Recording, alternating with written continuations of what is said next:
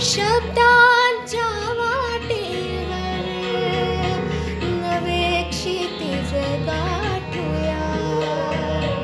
शब्दांच्या वाटेवर नवे क्षितिज गाठूया. सह्याद्रीच्या संगतीने, सह्याद्रीच्या संगतीने साहित्य दीप उजाळूया. शब्दांच्या वाटेवरचे आजचे आपले संवादक आहेत महानुभाव साहित्याचे अभ्यासक आणि नव्या पिढीतील कथाकार प्राध्यापक डॉक्टर हंसराज जाधव, ज्यांनी महानुभाव परंपरेचा एक अमूल्य ठेवा पुढच्या पिढीपर्यंत पोहोचवण्यासाठी खूप संशोधन करत आहेत आणि हा वारसा आपल्या भाषेच्या समृद्धीच्या माध्यमातून त्या पिढीपर्यंत पोहोचवण्याचं एक फार मोठं काम ते करत आहेत. सर, शब्दांच्या वाटेवर या कार्यक्रमात तुमचं मनापासून स्वागत. नमस्कार. खरं तर आपण वेगवेगळ्या आपल्या मान्यवरांना भेटत आहोत आणि वेगवेगळ्या पद्धतीने वेगवेगळ्या लोकांच्या कामातून मराठी भाषा कशी समृद्ध झाली आणि त्या भाषेमुळे आपण कसे समृद्ध झाले हे सगळ्यांपर्यंत पोहोचवण्याची ही आपली मालिका आहे शब्दांच्या वाटेवर. तर सर, या सगळ्या संशोधन प्रवासाची सुरुवात कशी झाली हे सगळ्यात आधी आम्हाला ऐकायला आवडेल.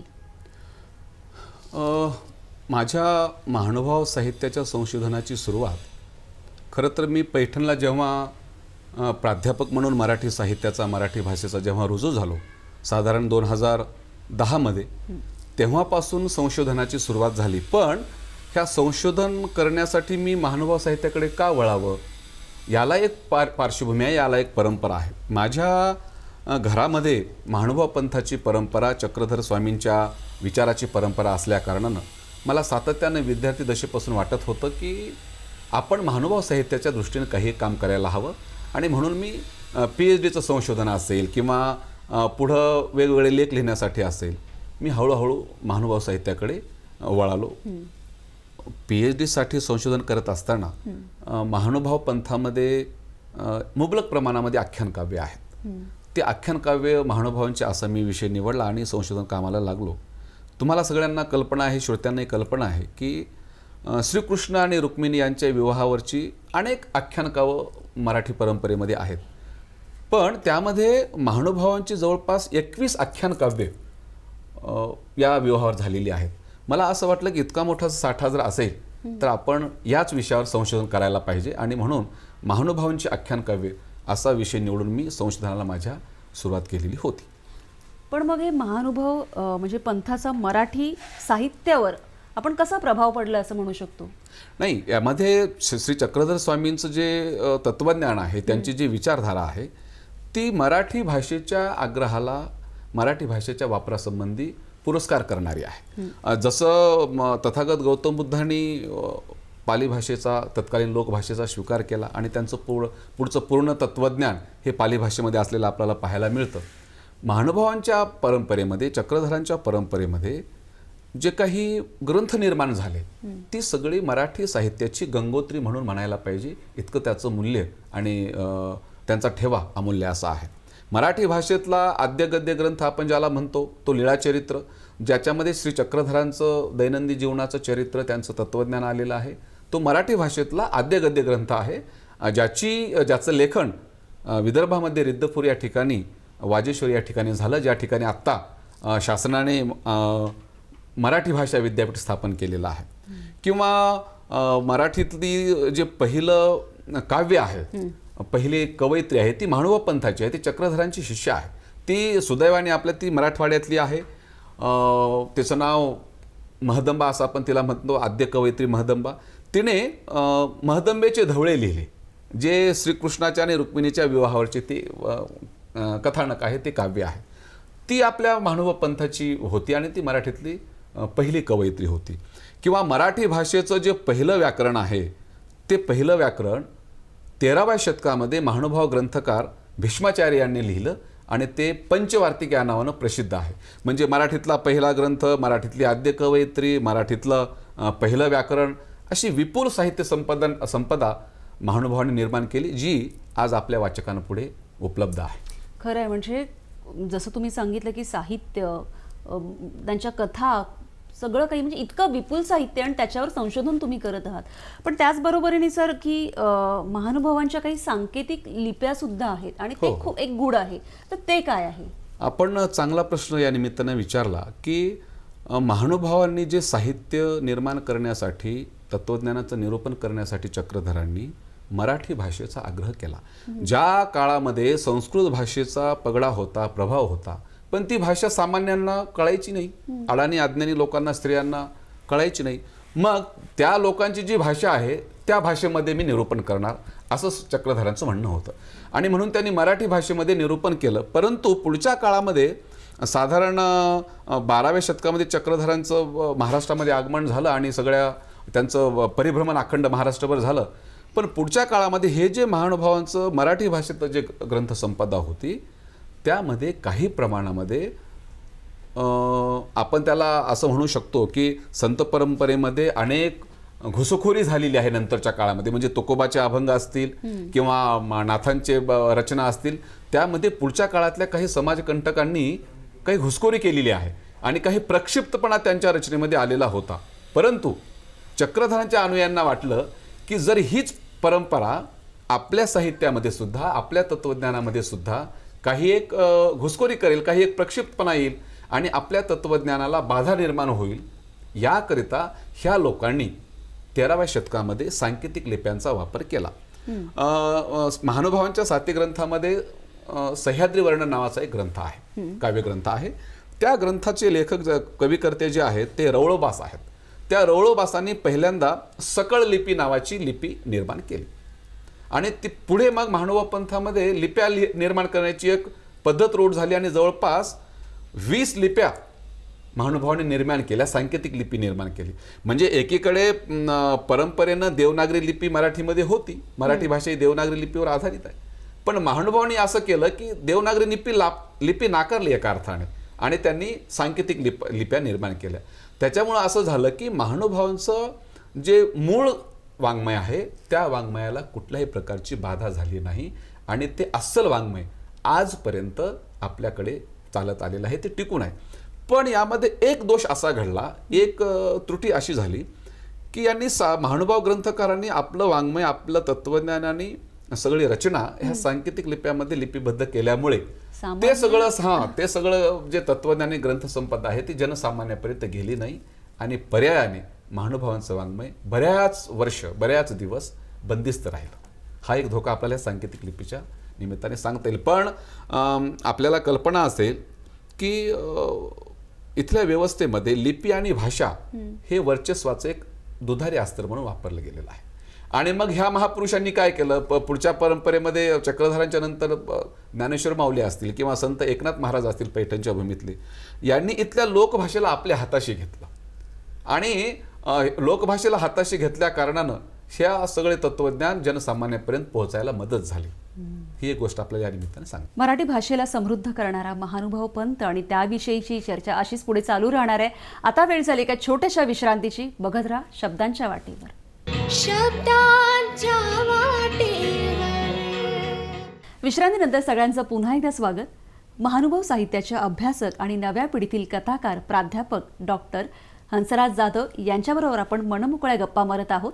आपण म्हणतो की पैठण, जसा आता तुम्ही उल्लेख केला, ती संतांचीच भूमी आहे पैठण. तर आपल्या मराठीला अभिजात भाषेचा दर्जा मिळवण्यासाठी पैठणची एकूण भूमिका काय आहे मग? या मराठी भाषा दिनाच्या पार्श्वभूमीवर ही गोष्ट आपण लक्षात घेतली पाहिजे की मराठी भाषेला अभिजात भाषेचा दर्जा मिळवण्यासाठी एक मोठा संघर्ष करावा लागला. रंगनाथ पठारे यांच्या अध्यक्षतेखाली महाराष्ट्र सरकारने समिती स्थापन केली, भाषा समिती, आणि त्यांनी एक अहवाल केंद्र सरकारला राज्य सरकारच्या माध्यमातून सादर केला.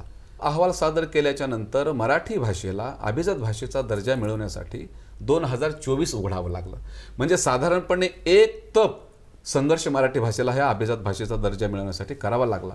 मग अभिजात भाषा कशी ठरते, कोणतीही भाषा जेव्हा आपण अभिजात म्हणतो त्याचे निकष काय आहेत, तर ते निकष पूर्ण करण्यासाठी मराठीच्या अभ्यासकांनी जो काही अहवाल तयार केला त्या अहवालामध्ये जेव्हा मराठी भाषेला 2000 किंवा त्यापेक्षाही जास्त वर्षापूर्वीची परंपरा असायला हवी असा एक महत्त्वाचा निकष त्या केंद्र सरकारच्या सूचीमध्ये आहे.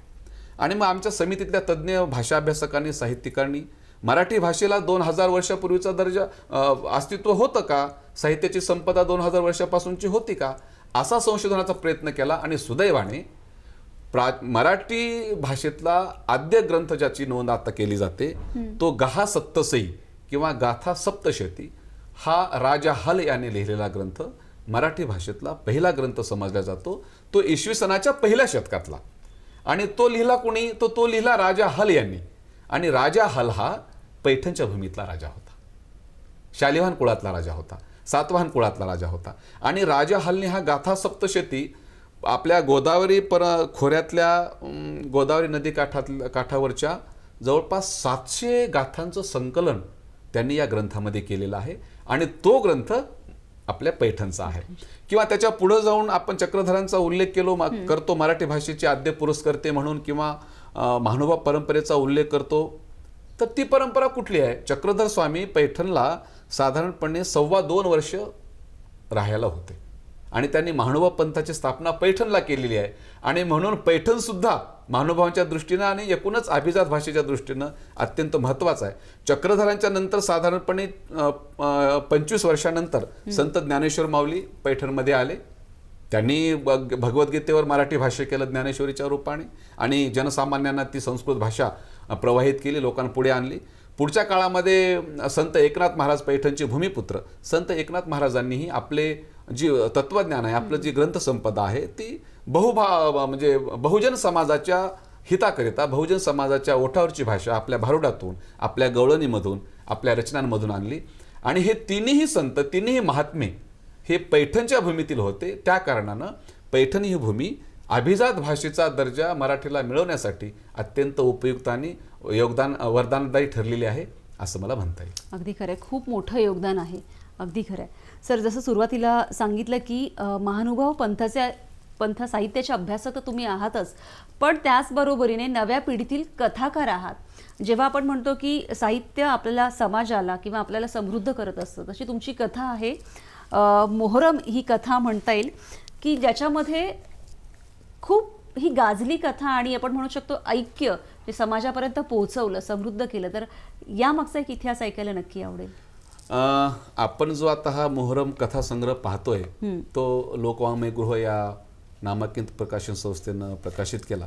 या मोहरम कथासंग्रहामध्ये एकूण माझ्या 8 कथा आहेत. तो 2024ला प्रकाशित झाला.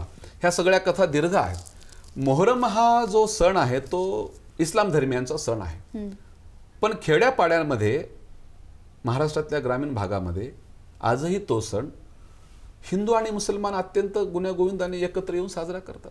म्हणजे खेड्यांमधून मुसलमानाचं किंवा इस्लाम धर्मियांचं एकच घर असेल, पण तिथले सगळे बहुसंख्या असणारे जे हिंदू समाजातले, हिंदू धर्मातले लोक आहेत, तो सण मोहरमचा सण अत्यंत उत्साहानं साजरा करतात.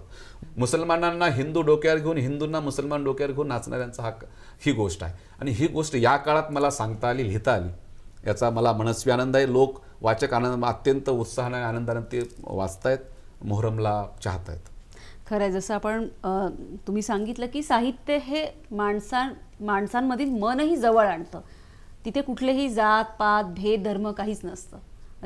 सर, आता जसं तुम्ही संशोधन करत आहात तर तरुण पिढीने या संशोधनाकडे वळावं किंवा वळते का, असं काही वाटतं का? तरुण पिढी मराठी साहित्याच्या असो किंवा इतर कुठल्याही संशोधनामध्ये असो, त्याला संशोधनकर्त्याला जी एक प्रामाणिक तळमळ असायला हवी की हे आपण संशोधन कशासाठी करतो. लीळाचरित्राची निर्मिती झाली. पंडित माहीम भट्ट हे चक्रधरांचे शिष्य होते आणि त्यांनी माहीम भट्टाने लीळाचरित्राचं संकलन केलं. काय केलं संकलन करत असताना? नव्या पिढीतल्या विद्यार्थ्यांनी, संशोधनकर्त्यांनी, अभ्यासकांनी पंडित माहीम भट्टाचं आचरण करायला हवं, त्यांचं अनुकरण करायला हवं.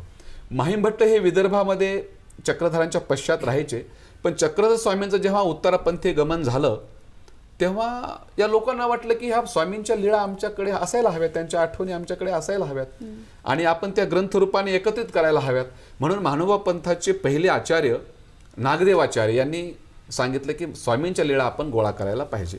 आणि त्यांचा आदेश मानून पंडित माहीम भट्ट यांनी चक्रधर स्वामी महाराष्ट्रामध्ये कुठे कुठे गेले, कुठे राहिले, कुणासोबत बोलले, कुठे कोणतं तत्त्वज्ञान निरूपित केलं, त्याचा एक त्यांनी आढावा घेतला. आणि ते करत असताना माहीम भट्ट अखंड महाराष्ट्रभर फिरले. आता पैठणची एक लीळा चरित्रामध्ये आलेली आहे या अनुषंगानं संशोधनाच्या, की खेईम भट्ट नावाचा एक शेतकरी होता आणि तो औत चालवत होता. आणि माहीम भट्ट आले आणि माहीम भट्टाने त्यांना विचारलं की तुम्ही जिजींसोबत, आमच्या गोसाव्यांसोबत तुम्हाला संपर्क आलेला आहे, संबंध आलेला आहे, तर स्वामींविषयी काही आठवणी तुम्ही मला सांगा. त्यांनी नमस्कार करून अभिवादन करून खेईम भट्टांना विचारलं. पण खेईम भट्टांनी आपलं कृषीकर्म थांबवलं नाही, त्यांनी आपला आऊत थांबवलं नाही, ते शेतामध्ये काम करत राहिले. तुम्हाला गरज आहे ना स्वामींच्या लीळांची, आठवणींची, तुम्ही ते घ्या, पण मी माझं कृषीकर्म थांबवणार नाही. आणि मग खेईम भट्ट हा शेतकरी आपला आऊत हाकत होता शेतामध्ये आणि माहीम भट्ट चालत चालत त्याच्या तासामागे आवताच्या लीळा संकलित करत होते, टिपून घेत होते, लिहित होते. म्हणजे त्यांनी ते सांगावं आणि माहीम भट्टाने ते लिहावं. त्या लिहळा त्यांनी नमस्कार करून घ्याव्यात आणि नदीच्या काठावर जाऊन भिक्षेचं अन्न ग्रहण करावं, पाणी प्यावं आणि पुढच्या गावाला जावं. इतके कष्ट माहीम भट्टाने ते लीळा चरित्र लिहिताना घेतलेले होते. संशोधनकर्त्यांनी असे कष्ट उपसायला हवेत, तरच ते तुमचं संशोधन जाऊन जनसामान्यपर्यंत जाईल आणि पिढ्यानपिढ्या लोकांच्या स्मरणात राहील. मराठी भाषेला समृद्ध करणारा महानुभाव पंत आणि त्याविषयीची चर्चा अशीच पुढे चालू राहणार आहे. आता वेळ झाली एका छोट्याशा विश्रांतीची. बघत राहा शब्दांच्या वाटेवर. शब्दांच्या वाटेवर. विश्रांतीनंतर सगळ्यांचं पुन्हा एकदा स्वागत. महानुभाव साहित्याचे अभ्यासक आणि नव्या पिढीतील कथाकार प्राध्यापक डॉक्टर हंसराज जाधव यांच्याबरोबर आपण मनमोकळ्या गप्पा मारत आहोत. सर, आत्ता जसं तुम्ही सांगितलं की ही इतकी जुनी परंपरा आहे आणि ती आपल्या पिढीपर्यंत पोहोचवण्याचं काम तुम्ही करत आहात, पण चक्रधर स्वामी आणि त्यांच्या परंपरेतील ही मराठीचा आग्रह, ही भूमिका काय होती? आज आपण वर्तमानात बघतोय की भाषेच्या वापरावरून किंवा भाषेच्या न वापरावरून संघर्ष उभा राहतोय. राज्यामध्ये संघर्ष उभा राहतोय किंवा एकाच राज्यामध्ये राहणाऱ्या बहुभाषिकांमध्ये भाषेच्या कारणावरून संघर्ष उभा राहतोय. सर्वज्ञ श्री चक्रधरांची आणि त्यांच्या परंपरेची एक मोठी भूमिका मराठी भाषेच्या संदर्भानं होती.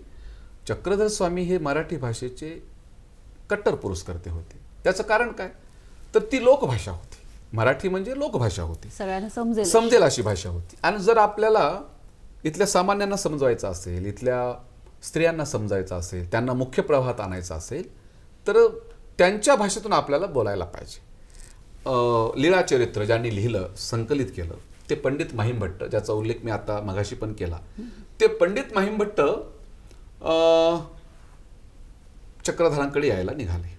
कशामुळे यायला निघाले, की त्यांचे जे सासरे होते ते गणपत आपयो नावाचे सासरे. त्या सासऱ्याने माहीम भट्टांना सांगितले की भट्टो, आपण एकदा गोदावरी काठावर चक्रधर स्वामी आहेत, त्यांच्या भेटीला जाऊ. प्रभाकर नावाचं एक शास्त्र ते महाराष्ट्रामध्ये शिकण्याची सोय नव्हती, म्हणून तेलंग देशामध्ये ते गेले आणि प्रभाकर नावाचं शास्त्र ते शिकून आले. आणि आपण इतके विद्वान झालोय. आणि मग माहीम भट्टाच्या ठिकाणी एक अहंकार भरला आणि मग त्या पंडित माहीम भट्टाने आपल्या पायाच्या अंगठ्यामध्ये गवताची पाती बांधायला सुरुवात केली आणि हातामध्ये मशाल घ्यायला सुरुवात केली.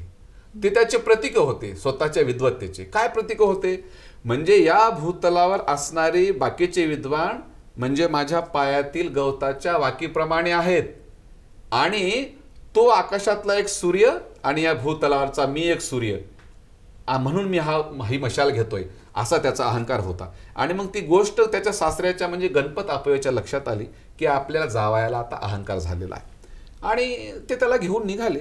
जाताना माहीम भट्टाने जो प्रश्न केला गणपत आपयोला, तो प्रश्न तुमच्या माझ्यासाठी फार महत्वाचा आहे. चक्रधरांच्या भेटीला तुम्ही नेताय, ते संस्कृत जाणती?